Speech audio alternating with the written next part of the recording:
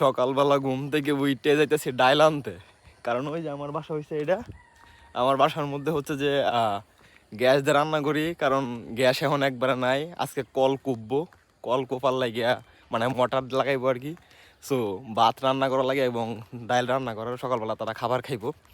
তো যার কারণে মামাকে বাসা দিতেছি ডাইল আর ভাত রান্না করে আনার লিগে। অলরেডি ভাত নিয়ে আসছি, এখন যাইতেছি ডাইল আনতে।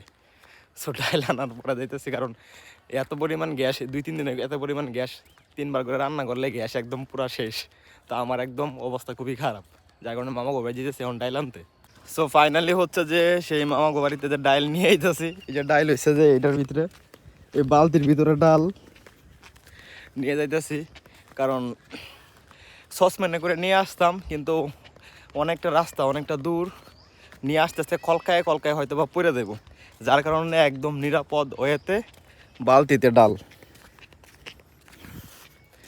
এই হচ্ছে অবস্থা। ডাল ভাতের পর্ব শেষ করে এবার হচ্ছে যে পানি আনার পালা। যেহেতু আমরা এখানে নতুন বাসা করছি, সেহেতু হচ্ছে যে পানির অনেকটা প্রবলেম ছিল, যার কারণে হচ্ছে যে এলাকার যে মসজিদ আছে সেই মসজিদ থেকে আপাতত আমরা পানি আনতেছিলাম। সো এই মুহূর্তে এসে একটা জিনিস উপলব্ধি করলাম যে যাদের কল নাই, পানির প্রবলেম, তো পানির যে কত দাম এটা উপলব্ধি করতে পারছিলাম। এই যে পানির পর্ব শেষ করলাম, ছোট বোন, আমি এবং হচ্ছে যে আমার বাবা এবং ছোট ভাই বড় বালতিটা নিয়ে আসতেছে, আর আমরা এগুলো নিয়ে আসছি। এটা হচ্ছে গাজি সাবমার্সেবল, আর এটা হচ্ছে যে আজকে আমরা মানে কুপমু আর কি। সো আমি কুপমু না, কুপবো হচ্ছে মেস থেকে। সকাল থেকে দেখলাম যে ডাইল, তারপরে দেখলাম মসজিদের সামনে থেকে পানি আনা।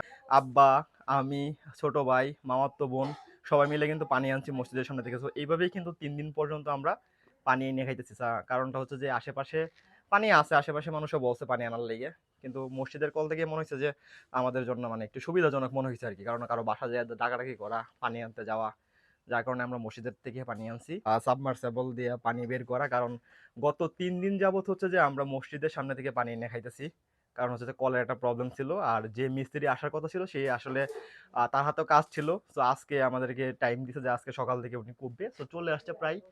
সো আসার পরে হয়তো এটা দেখাবো। তো পাইপ, তারপর হচ্ছে যে সকল জিনিসপত্র কিন্তু নিয়ে আসছি আমরা, আর এখন কিন্তু পাইপটা ঢুকাবো।